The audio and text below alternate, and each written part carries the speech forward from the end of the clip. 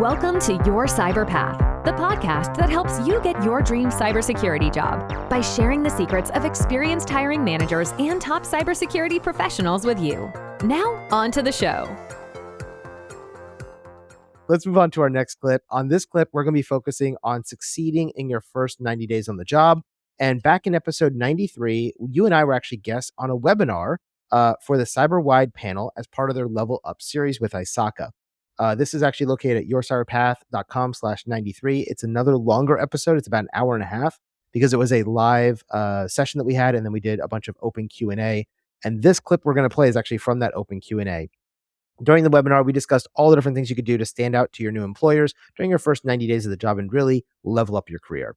Now, this clip, though, isn't actually focused on the generic things you can do during the first 90 days, but instead it was a question that was asked about, is programming important in cybersecurity? Because a lot of people here, you got to be a programmer. If you're not a programmer, if you don't know Java and you don't know Python, you'll never get a job in cybersecurity. And a lot of people are like, well, cybersecurity is not for me then, because they are afraid of learning how to code.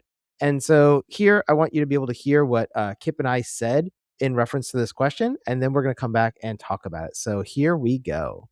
What about, shifting gears a little bit, what about programming? Should I be worried about programming in addition to these certs? And where does that fit into all of this when I'm trying to break in? Yeah, So that depends go on ahead. So I can tell you, I don't do a lot of programming these days. I really haven't in the last 10 or 15 years, with the exception of I oversee my development team at my company. But I will tell you, the only role that really digs into programming a lot is a pen tester.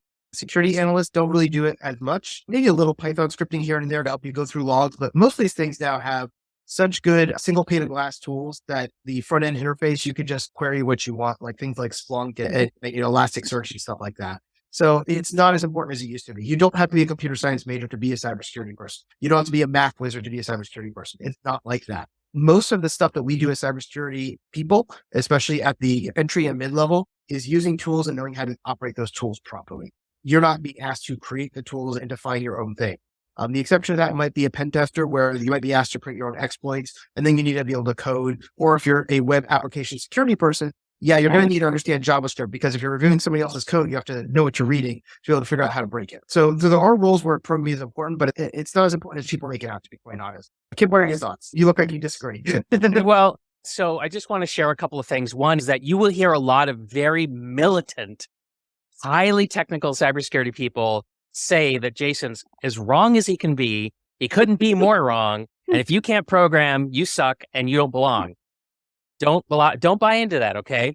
Having said that, I will tell you that if you go to work at a company that uses infrastructure as a service and they're using Terraform or anything like that, then you're going to have to get comfortable with scripting at the very least, because that's how you're going to actually implement your controls, is by scripting different parts of the infrastructure to be built. And so I think scripting at a minimum is likely. If you're going to work on a blue team in a heavy IT role, you can work in a GRC role, or you can work in a people management role, or you can work in a cybersecurity project manager or program manager role, and you won't have to deal with programming or scripting at all. All right, we are back. So the question was, is cybersecurity, is programming really that important in cybersecurity? And it sounds like we both kind of agreed that, some level of programming is okay, at least at a scripting level. But honestly, it's not the end all be all. And if you're not getting scripting and you're not getting coding, that's okay. Just don't become a pen tester. Go become a auditor or something else. And there's things you can do in this field that don't require you to become a programmer. And that's why I talk to high school students like, I'm going to go to get a computer science degree because I want to become a cybersecurity analyst. And I'm like, well, those two things are not the same. A cybersecurity degree is different than a computer science degree, because computer science is all about programming, and the guy or gal who's going to be building these tools, not the one using the tools. And that's where I see the big distinction between the two. What about you, Kip? Well, I think we said this, but I want to get the language like as precise as possible. It's job specific. So you have to read the job postings to find out how much the employer wants programming or scripting experience. And really, I think that's kind of the bottom line is, what does the employer define for that position? So don't listen to anybody more than you're paying attention to what the job posting actually says. And then the other thing is, I talked about infrastructure as code in this clip.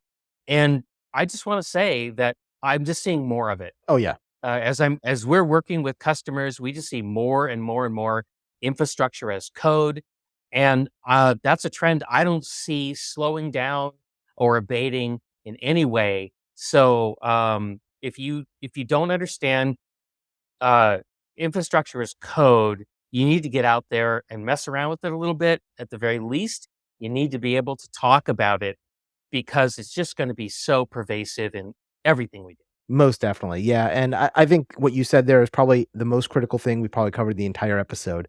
And that is read the job description because it will tell you what is required. People say, what certification should I go for next? And I say, what job do you want? Oh, I don't know. Or where do you live? Well, that depends, right? Because for instance, I teach project management. And if you're in the United States, you should be getting PMP if you want to be a project manager. If you're in Europe, you shouldn't. You should be getting Prince 2.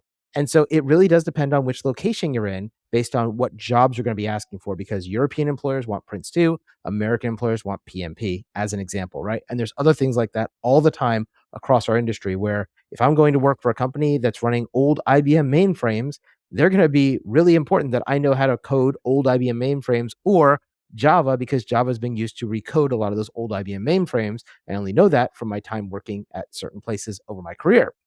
But most people will go, what the heck does Java have to do with an old 1970s IBM mainframe? Well, we had to recode all the language. And so we're replacing it with Java, right? Yes, certain places. And we've had to recode a lot of that stuff, right? Now, in my company, I couldn't care less if you program in Java because we don't do anything in Java. We use a lot of JavaScript. We use a lot of Python. We use a lot of other languages, but we don't do anything in Java. So it doesn't matter to us. And so it really depends on where you live, where you want to work, and what job you want to do. So look at those job postings, see the common elements, and they'll tell you what certifications to get, what degrees to get, what experience to get, what languages to learn if you're coding, all those kind of things.